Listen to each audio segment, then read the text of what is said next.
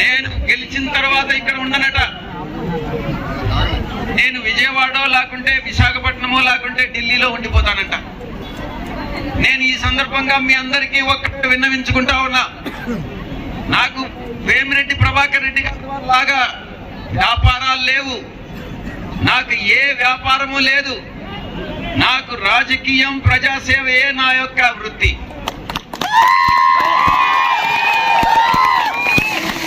ప్రజలకు సేవ చేసి ప్రజాసేవలో ఉండేటటువంటి కలిగేటటువంటి ఆనందం అనుభవించేదే నా యొక్క వృత్తి.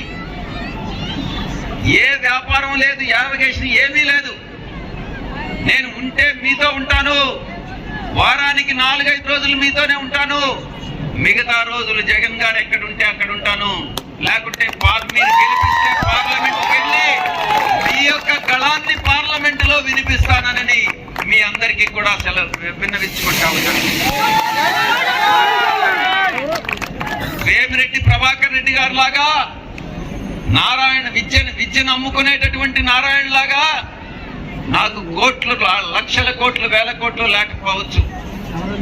మీలో ఒకటిగా, మీ సేవకుడిగా మీకు సేవ చేసుకునేటటువంటి భాగ్యమే నాకున్నటువంటి ఆస్తి అని నేను భావిస్తా ఉన్నా. మీరే నా ఆస్తి అని నేను భావిస్తా ఉన్నా. ఎన్ని లక్షల కోట్లు ఇచ్చినా కూడా ప్రజాసేవలో ఉన్నటువంటి ఆనందం, ప్రజలతో ఉన్నటువంటి ఆనందం ఈ లక్షల కోట్లకి సమానం కాదు అన్నటువంటి విషయాన్ని నేను మీకు తెలియజేసుకుంటా ఉన్నా. నాకు ఈ అవకాశం కల్పించండి, ఖలీల్ అహ్మద్ గారికి ఈ అవకాశాన్ని కల్పించండి. మేమిద్దరం కూడా నెల్లూరు అభివృద్ధికి నెల్లూరు పట్టణాన్ని ఆంధ్ర రాష్ట్రంలోనే అతిశయోక్తిగా నేను చెప్పట్లేదు. నేను మీ దగ్గర గొప్పలు చెప్పట్లేదు, నేను వాస్తవాల్ని చెప్తా ఉన్నాను. తప్పకుండా నెల్లూరు పార్లమెంటు జిల్లాని, రాష్ట్రంలోనే నెల్లూరు పట్టణాన్ని అతి పెద్ద పట్టణంగా, అభివృద్ధి చెందినటువంటి ఒక పట్టణంగా తీర్చిదిద్దుతామని మీ అందరికీ కూడా